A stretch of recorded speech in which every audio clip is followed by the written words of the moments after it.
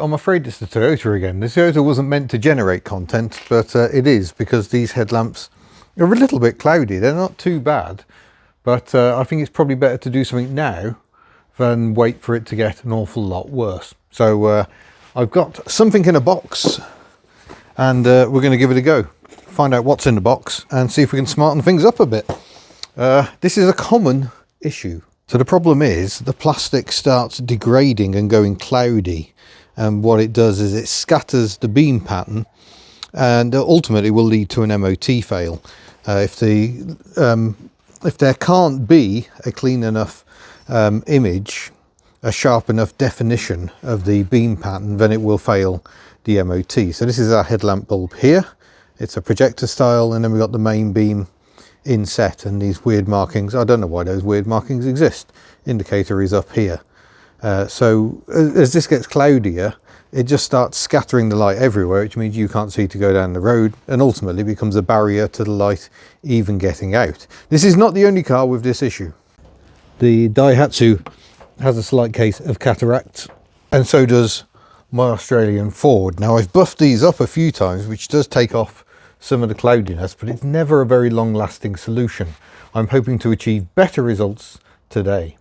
Now, in the olden days, we didn't need magic products because we had glass lamps, and glass doesn't tend to degrade. The reflectors can degrade, but the glass itself will last pretty much forever. But I think impact regulations and designers wanting to have anything other than a sort of a sensible shape of headlamp mean that, yeah, we've gone away from glass and now we use plastic, which is in some ways better, and in some ways definitely not. Hi dog, on patrol, very busy. Yes. So the big question is, what's in the box? And I'll show you in a moment, but you don't have to buy special products. I've bought a headlamp restoration kit. They're available from various manufacturers, but you can do it yourself. You can even use toothpaste. Anything that's got a bit of an abrasive quality will take off that top layer of plastic, and in this case it's not too bad. I've had them before where you're almost taking off the entire skin on the outside of the lamp, and you do that by literally using sanding paper or discs and grinding it away. It's quite a scary business. You often make it look much worse before it looks better. So let's see what we've got in this one. This was recommended by some people. Plenty of people recommended all sorts of things. We don't need the paper. I have got the T-Cut headlamp restoration kit. T-Cut famous for having cutting compound that improves your bodywork. Yeah, I could do with quite a lot of it on that car, to be fair. Removes yellow hazing and oxidization, restores lightly scratched headlights, improves clarity and visibility. So those are all the claims. We'll see if it does the trick. So we'll go through the instructions momentarily. I also went for the applicator set. So we've got various things for applying the product. No sanding discs there, it seems, but that just gives you something to hold, which is a bit easier when trying to apply your products variously. So let's see what's in the T-Cut box. I have to excuse the dog on mousing duties in the background. You found anything? No? Oh well, keep going. There we go. Headlight polishing compound. So we've got some cutting fluid of some sort. And in here we've got the sealant. This is the important thing, because you can buff the coating off as well as you want. But if you don't seal it again, it will last no time at all. So obviously in this video I can't test how long this is going to last. I'll have to report back, but it's just started raining, so I'm very glad I've bought the car undercover. We've got some instructions. I'm going to take some time to actually read the instructions. I know you won't believe it, but don't worry, because you need to mask off the headlamps, and I have no idea where my masking tape is. So that's great. It's a miracle. I found my masking tape. So opening the bonnet protects the edge of the bonnet because it's now nowhere near the headlamps, but I'll have to go around the bumper and the front wing. While it's gently pouring down outside, It's an interesting time to reflect that Miss Hubner is currently in Spain, where it is 17 degrees and not raining. It has rained a bit over there, but it has definitely not been absolutely freezing and as just horribly endlessly damp as it is here. Spain, very appealing at this time of year, I feel. Even though they're up in the mountains, so you know, there's potential for it being quite cold, but it's a different kind of cold, isn't it? Cold and wet is not pleasant at all. Try and get right in that corner there, and just put a bit there because I might be buffing into it. But I just want to quickly talk about something else on the Toyota, and that's the fact that I don't think it has a DPF actually. I expressed some concern that it might have a DPF in a previous video. I think that was the 180 version. That was the top spec diesel. That engine also used in the Lexus IS 220. I think it was badged as. So it could be worse. There is still an EGR, but the EGR is apparently quite accessible somewhere under that plastic cover. So maybe things aren't as doom and gloom as I first thought. When I started seeing the comments after my purchase, it's just like, oh, well done, you've gone for the worst engine. That allied to a bit of the usual post-purchase blues. I always have a bit of a downer when I've bought a car, as I start thinking, what have I done and why? And this car was no exception, but so far it's been absolutely ideal. You think the sort of use we've been putting it through, doing airport runs, that was overnight last week. That was 300 miles from just before midnight, so that was a long old night. I had to have plenty of stops along the way to keep myself awake, because you don't want to take chances driving through the night. Your body wants to be asleep, so it pays to just take your time. Right, I'm going to leave that. I might just do down that edge as well. Might as well. I've just noticed that my plastic cover has been stuck back together there. There we are. I won't stress about that too much. Yeah, just to protect all of that, because we're going to be buffing in that sort of area. And yeah, there we are, good to go. I think we're going to do one side at a time, so I'm not going to tape that one up. We'll do that in a bit. Let's get the product and get buffing. Miss Hubner is currently sending through spots showing lovely cars. Here are a selection of some of them. She's sending me all these spot photos, and note how sunny and pleasant it is. Just before we get into the buffing, Mr. Salesman, what is that other slightly pink car that could be won in a raffle? Yes, thank you, Mr. Headlamp Man. It is your last chance to get a ticket to win this delightful, mostly red Ford car. We saved it from salvage. We've had a lot of work done. Let's get into it. So we have done important things like we got the engine serviced, we fitted new front brakes, I fitted new wheel trims, we've now got a rear wiper, I've buffed the paint as best I can. It's mostly the same shade. Rear wiper now fully functioning. We've had the timing belt done, so it now runs absolutely beautifully. That tyre has been replaced because we got a puncture, so she's good to go. Few things to note. We didn't actually manage to change the rear axle. We just have run out of time. It's very nearly the end of the raffle. It has an advisory for corrosion, and you can see there is quite a bit of surface rust, but that'll be all right for a year, or replace it if you want to. It's about 150 quid from IM Axles, and you can get a beefier rear axle. It has much reinforced spring pans. This is where they tend to rot. We're going to chuck in £300 because we've failed to replace that axle, so the winner gets the car and £300. I've even hoovered the interior, can you believe it? So it's nice and clean in there, and just last week we had the timing belt replaced along with the water pump, new tensioner, all down there, so that's good to go. We got no mileage display, but that's when it was replaced. The battery seems good. Everything seems spick and span. Beautiful.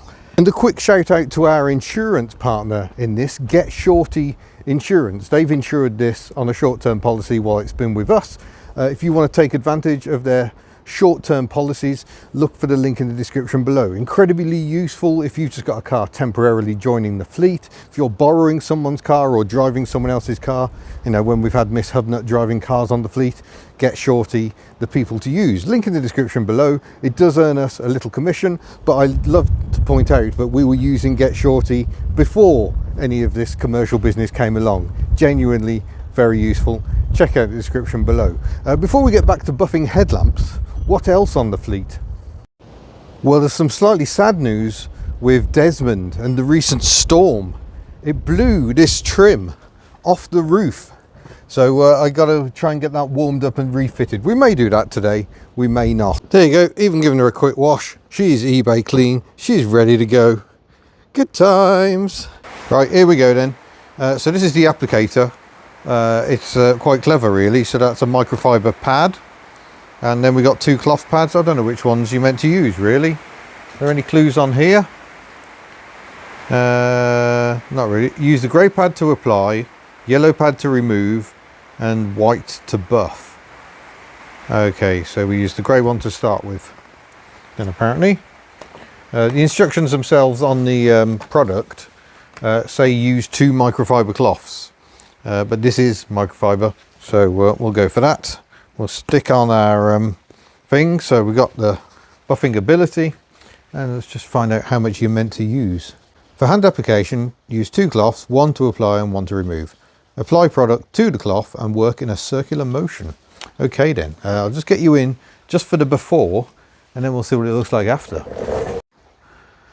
So here is our before, and you can see most of the oxidization is on the top because that's where the sun is sort of beating down on it, but it's very cloudy around here. Bring you in as close as possible, see if it'll pick it up. But you can see not very good. The irony of all this is it isn't actually affecting the headlamp performance at all yet, I don't think. The view out the front seems absolutely fine, but it is unsightly. Weather is absolutely appalling and set to get worse. Today is Monday, tomorrow is yellow weather warnings for rain and wind again. There we go, I'm just going to put a little bit on to start with, and then buff in a circular motion.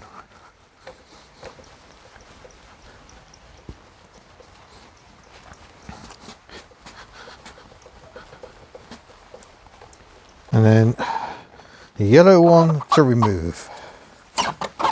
Oh, squeaky.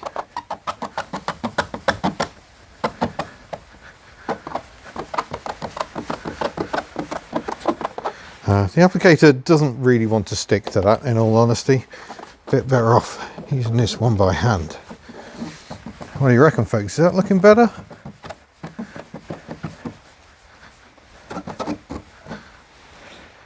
I think it is looking better, but it's still looking quite cloudy up there. I can feel how rough that is. I think this is probably not going to be sufficient. It's a bit disappointing, but there we are. And then use the white one for final buffing. But I don't think that's doing anything more at this point really. It's just ensuring all the excess is taken off. What do we reckon? Oh, it's definitely improved, isn't it? We've got much better definition on the indicator now. But you can see this deeply indented stuff at the top. And I think if you've got a really bad case of cataracts, that is not going to do it. I'm going to give it another go because I've got the stuff and I might as well. And we'll see if we can improve this up here. You can see the discoloration in the plastic. And yeah, if we come down that angle, you can really see it. So a bit more elbow grease. Well, that's our final result, and that definitely looks shinier, doesn't it? But yeah, I think you'd only get rid of that by sanding that layer off completely, unfortunately. But for a more immediate comparison, this is why you do one at a time. That's done, and that is not done. Wow, okay. On that basis, that is much improved. So now we'll get the tape out on this one. Yeah, some people really don't get this purchase at all. They're like, why have you bought that car? It's really boring.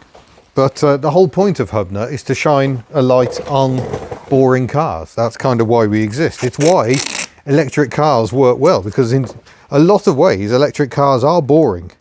There are some very exciting, very fast ones, but generally electric cars are the most boring car you can drive.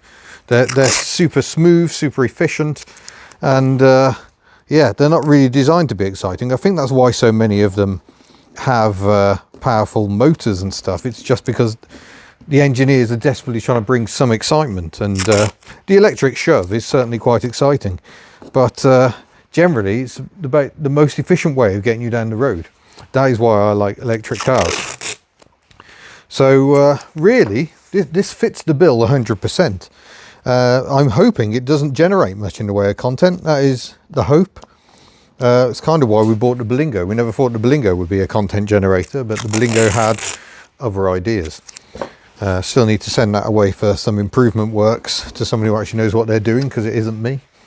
But there we are. Right, keep masking and we'll get this side done. You seem to be gradually falling away. Right then, let's compound up and get stuck in. I think I wasted my money buying that stupid handle. It makes no difference at all. So I've got a big old splurge on there, and then I'm gonna dab it on variously all around the lamp, and then buff, buff, buff, circular motion, get in there. Pick more compound up as we go. Might actually stand up for a bit more leverage.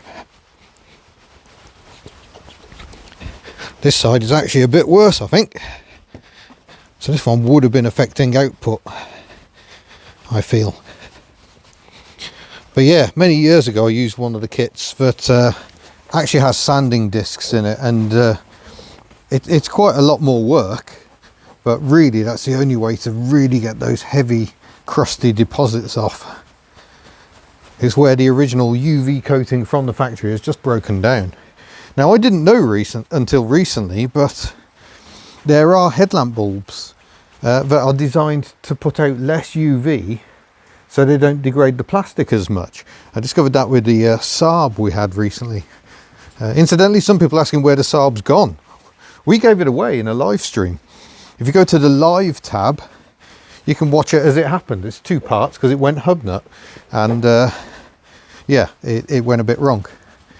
We had some disruptions to the stream. Oh, taking my tape off there. Circular motion. Whoa, good workout this when you haven't got a buffer. You can use the T-cut stuff with a buffer if you've got one. Dual action or rotary buffer. Only use machine application when using a T-cut medium polishing pad. Use 1000 to 800 RPM using overlapping motions, and then wipe away the excess. So that's what they recommend. Right, I don't think we've got an awful lot of compound left there, have we? Always make sure the working side's up. Yellow one to take it all off again.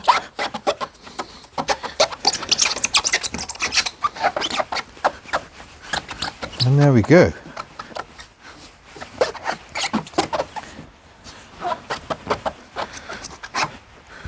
White one for final finish. I don't think that really does anything, in all honesty. And that is one headlamp looking a lot better. There's still a bit though, so like the other side, I think I'm going to go for a second application and then we'll see how it looks. Oh, warms you up, this job. That's the second application. I'll put a bit more on. I don't think you have to be particularly shy with it. Let's see what we've got.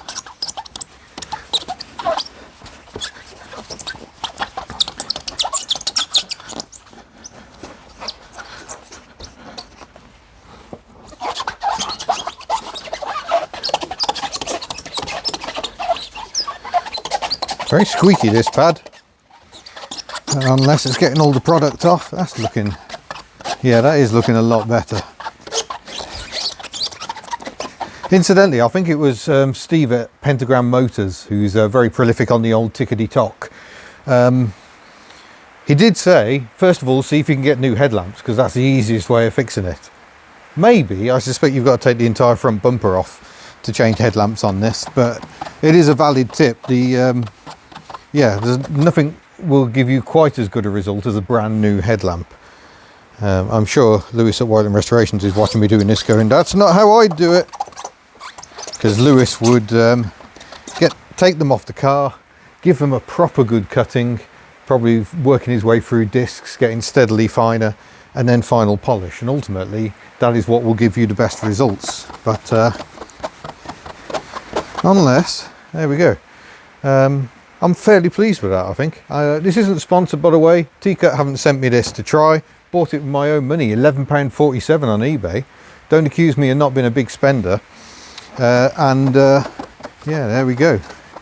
I think that has improved things no end. Perfect? No. No, it doesn't look brand new, but nor does it look 13 years old anymore. Is it 13? No, it's more than that, isn't it? You're getting on for 17 years old? I can't count. But yeah, pleased with that. That's looking good. Now there's an important part 2. Part 2 is this stuff, the sealant. So again, 2 quality microfiber cloths. After using the compound, ensure it has all been removed. Yep, that's important.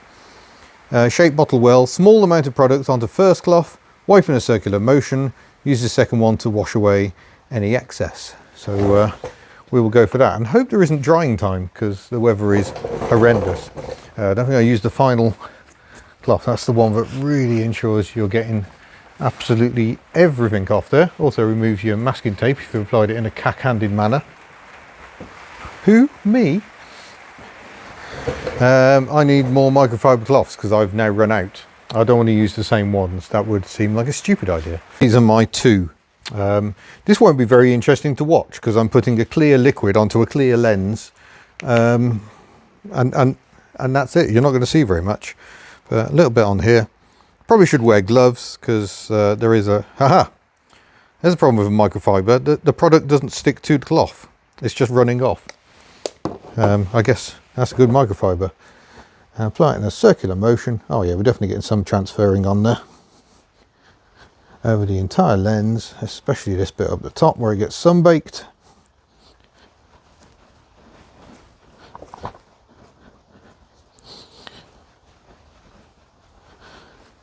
There we go, and then take off any excess. And hopefully that's job done. Seems easy. Okay then, let's away with the tape. Surprised this isn't removing half the clear coat with it, but there we are.